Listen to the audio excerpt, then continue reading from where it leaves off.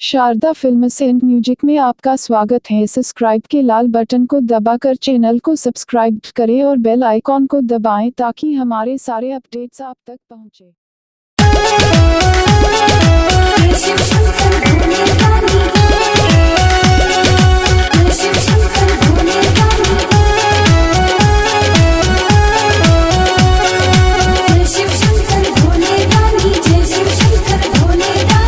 देवों का देव मेरे भोले सरकार, देवों का देव मेरे भोले सरकार। बाबा मटेश्वर दानी, बाबा मटेश्वर दानी, दर्शन को आए हैं तेरे द्वार। बाबा मटेश्वर दानी, दर्शन को आए तेरे द्वार। बाबा मटेश्वर दानी, दर्शन को आए तेरे द्वार। बाबा मटेश्वर दानी।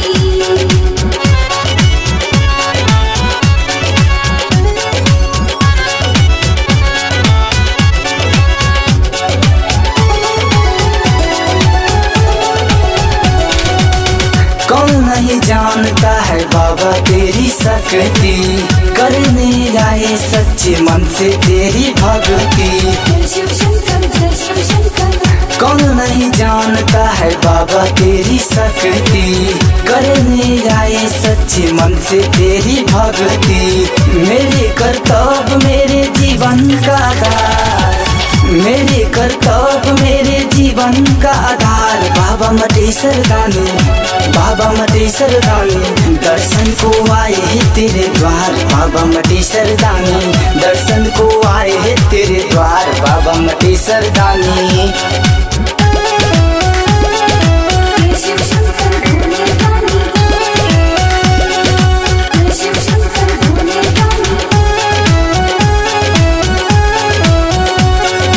जय शिव शंकर भोले दानी, जय शिव शंकर भोले दानी।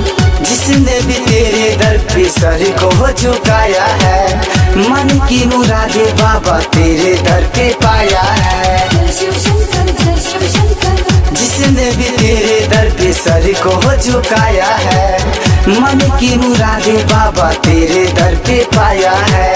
ओ पालनहार कर दो कोई ही चमत्कार, ओ पालनहार कर दो कोई ही चमत्कार। बाबा मटेश्वर दानी, बाबा मटेश्वर दानी, दर्शन को आए हैं तेरे द्वार। बाबा मटेश्वर दानी, दर्शन को आए हैं तेरे द्वार। बाबा मटेश्वर दानी।